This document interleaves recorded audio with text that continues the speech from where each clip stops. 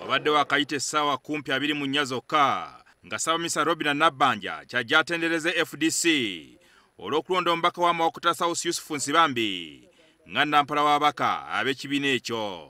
Ono yatendereza Nsibambi ng'omusajja akola obuteebalira n'ategeeza nga FDC bwe yateebye. Our honorable brother, he has brought some life in FDC, this one. The opposition with FDC.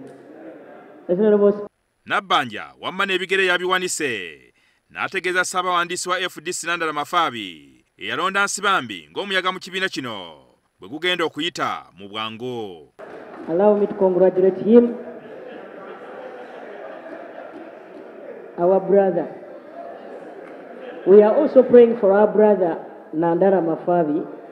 You will go through this. Ng'ebigambo bye tebinnannyikira mu mitima gy'abagambibwa waliwo okusalawo okupya okukoleddwa Sipiika wa palamenti Anita Among nga kulaga nti okulondebwa kwa Nsibambi bwe kutaabadde mu mateeka. Bino bibadde mu bbaluwa evudde mu yafeesi ya Sipiika ng'eriko ennaku z'omwezi z'olwaleero. Ekyo tetwagala ngu tubeere n'embeera nti omuntu mu kibiina abeera n'obuyinza bw'okugamba nti kubanga munyiivu, kubanga waliwo amukoze bubi, agambe nti kati gwe va mu position nteekemu omuntu omulala. N'olwekyo ffe ng'abantu Nsibambi mukwano gwaffe, naye tugamba nti twagala wabeerewo embeera etwala buyinza bwa ogani n'ebuteeka mu muntu.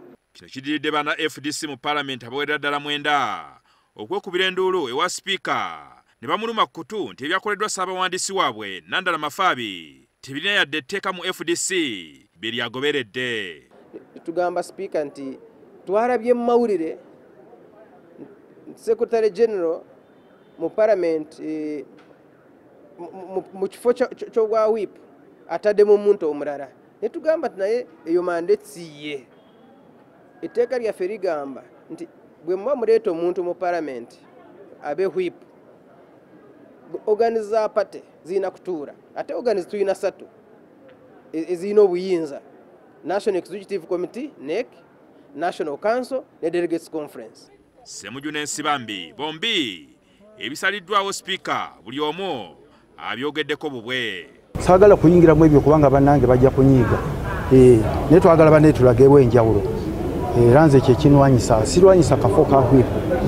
Nkyagala ng'ekifo ekyobuvunaanyizibwa nsobole okufuna voice. Mpite bannange mbagambe nti common position ku kino yeeruwa. Sikola bubadi. Nze salondibwa muli ati oba Nandala.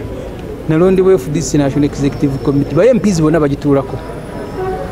Naye mbadde yanyi okwewala obuntu obutono bufuula ensonga enkulu. Tuyina Museveni ne mutabani we batutawaanya.